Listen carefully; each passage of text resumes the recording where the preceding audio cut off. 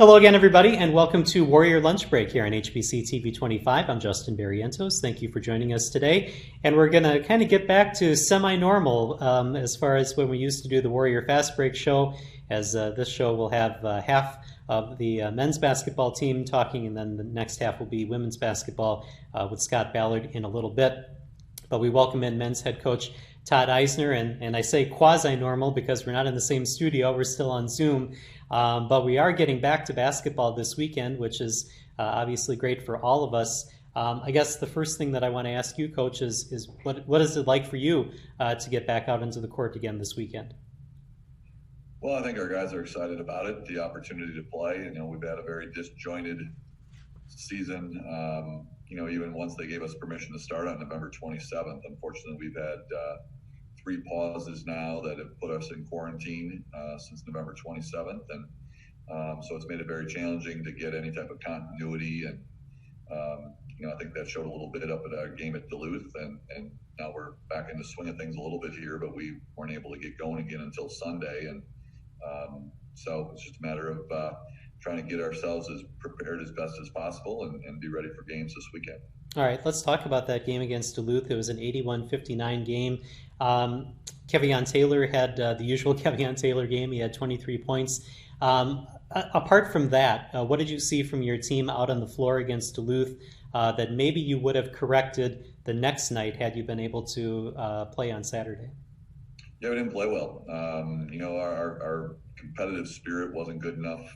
Very disappointed in that. And again, at the end of the day, I don't think that has anything to do with the time off that we had. We were coming off a 12-day layoff, and then Al Rosner got hurt the first day of practice back, and so that certainly hurt us. But we did defend at a high enough level really throughout the game, and I just thought we were really passive, on both ends of the floor, and so that was very disappointing, especially when you started 4 seniors and a junior, and they started 3 freshmen and 2 sophomores. So,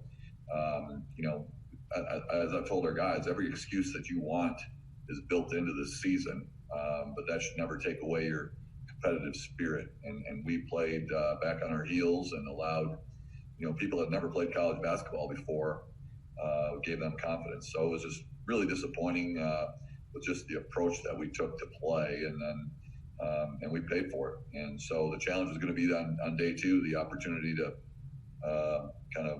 reclaim, the way we need to play to have our best chance of having some success. Okay, let's talk a little bit about what UMD was able to do. They had 13 3-pointers in that game. I imagine that was a big reason for the loss as well. How do you defend against that? How do you defend against a team that's really hot from the 3-point line?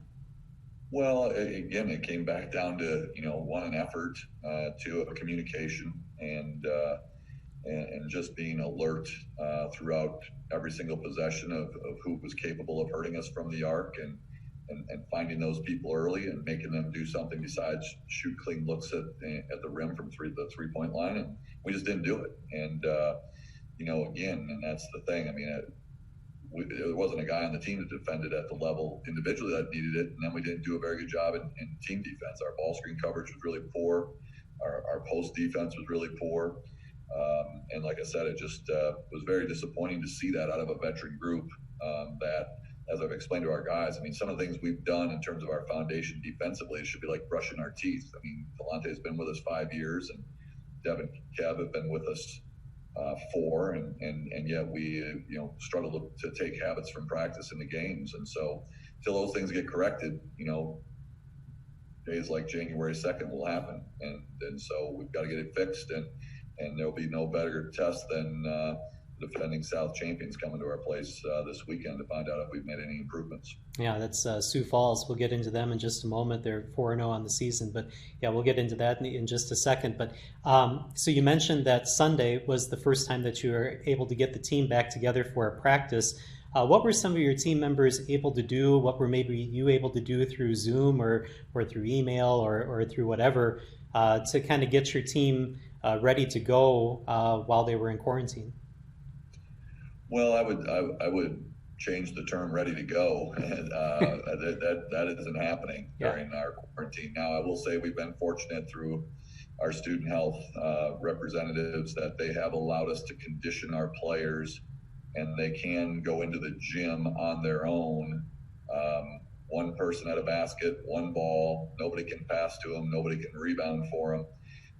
So it's kind of like when I was growing up and you went to the park and, if you were on your own, you chased after the ball and then shot it again when you got the ball back. And so we were able to, hopefully keep their legs and their cardio at least a decent level. But, in terms of staying basketball ready, it's just, and the longer we've had to do it, like I said, this is now the third pause that we've had on the season. So the things that we've tried to get them to do, they're losing vision of the importance of it. And I get it. I mean, when you're trying to get them to do some version of a defensive drill, when there isn't anybody else at your basket, it's hard to picture game-like situations and how hard you need to do that. And so, like I said, every excuse you want is going to be built into what we're going through right now. And if we accept it, then a lot of more of January 2nd is probably going to happen to us. All right. What does the practice look like since Sunday? Has anything changed, or is it kind of more intense because you know that you have to get ready for Friday? Yeah, I will say that the head coach, going into a good portion of our pandemic season, has tried to breathe through his eyelids a little bit more and done more yoga so that I don't, lose my mind and tried best I could to be more positive with these guys. And that guy got thrown into the closet when we came back on Sunday.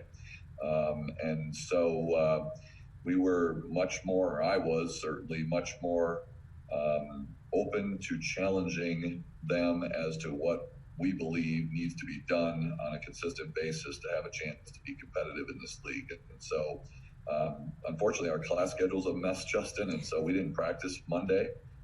So we practiced Sunday and we practiced last night. We'll go again at 5 o'clock tonight, being Wednesday, and we just got some upperclassmen that need some classes to graduate, and those aren't being offered until later in the day. And so we've had to manipulate our practice schedule a little bit this semester. But Sunday and Tuesday I thought were good days, but we've got a long way to go, and we've got 2 more days here to get ready for this weekend.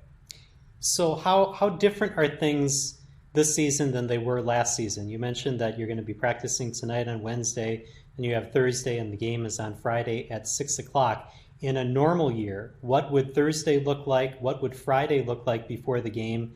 And then what does that look like this season? Yeah, I think we talked about it, in a previous, lunch break episode, and that the preparation for us as coaches, I wouldn't say is easier because it's never easy. But when you only have to prepare for one team, it's certainly easier in terms of how many games you have to watch. And so that part, actually, I've enjoyed. I've never been a fan since I got here of doing the Friday, Saturday nights with 2 different opponents and how you prepare for it and what's the right way or is there a good way and so on and so forth. So, Thursday, because we're coming off another pause and we had to have Monday off, Thursday we need to practice. In a typical year, Thursday might be a little lighter. But this week in particular, because we'll have 4 days of practice after 7 days off to get ready for Sioux Falls. And so we'll need to have a full practice on tonight and tomorrow, just to get our guys, as close to game ready as possible. As I mentioned to somebody the other day, yesterday, since December 17th, yesterday was our 6th day on the court, actually 7th day on the court since December 17th.